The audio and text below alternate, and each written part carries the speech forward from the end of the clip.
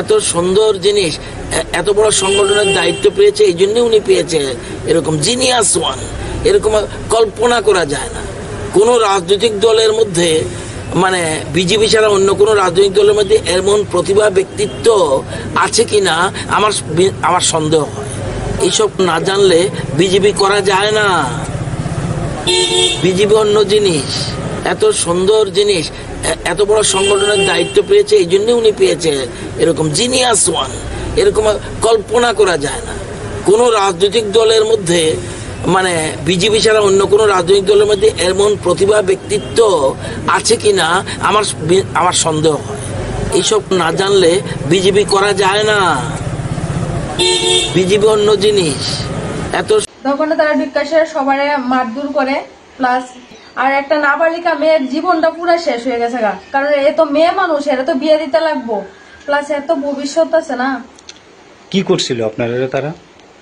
তারা বিকাশেরা মারধর শুরু করছে, প্লাস ওই মেয়েটারও পর্যন্ত টাচ করতে চাইছিল, দর্শন করার চেষ্টা করছিল সবাই।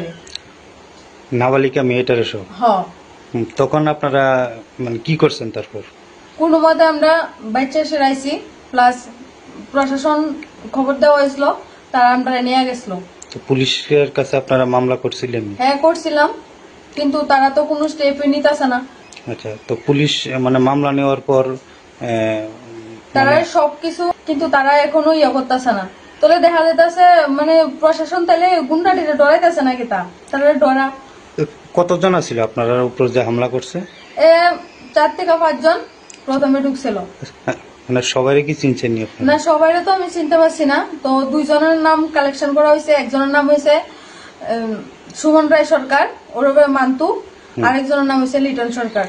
ত্রিপুরার মহিলারা নাকি সুরক্ষিত ভাবে থাকে, কিন্তু কয়েকদিন আগে উদয়পুর যে একটা ঘটনা আমাদের সাথে হয়েছে, তাতে বোঝা যাচ্ছে যে কোনো মহিলাই সুরক্ষিত ভাবে নেই, প্লাস কোনো সম্মানে নেই মহিলারা।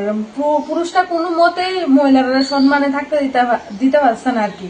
কেন, কি হয়েছিল ঘটনা? কারণ ওই দিনকা উদয়পুর আমি আমার ফ্রেন্ডের বাড়িতে বেড়াতে গিয়েছিলাম।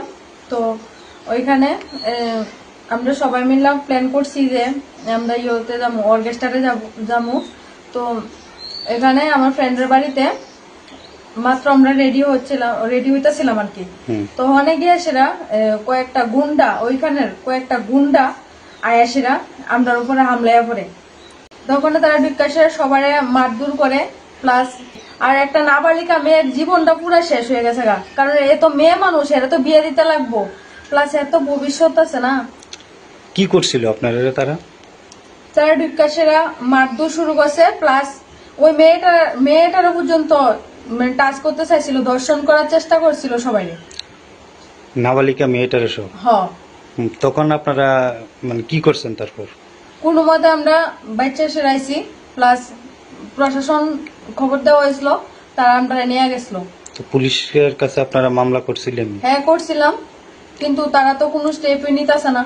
আচ্ছা, তো পুলিশ মানে মামলা নেওয়ার পর তারা সবকিছু, কিন্তু তারা এখনো ইয়ে করতেছে না। তাহলে দেখা যেতেছে মানে প্রশাসন তাহলে গুন্ডাটিরে ডরাইতেছে নাকি, তারা ডরা। কতজন ছিল আপনারা উপর যে হামলা করছে? 4 থেকে 5 জন প্রথমে ঢুকছিল। মানে সবাই কি চিনছেন? না, সবাই তো আমি চিনতে পারছি না। তো 2 জনের নাম কালেকশন করা হয়েছে। একজনের নাম হয়েছে সুমন রায় সরকার, ওরবে মান্তু, আরেকজনের নাম হয়েছে লিটন সরকার। আপনারা কতজন গেছিলেন ওইখানে বেড়াইতে? আমরা ওইখানে আমরা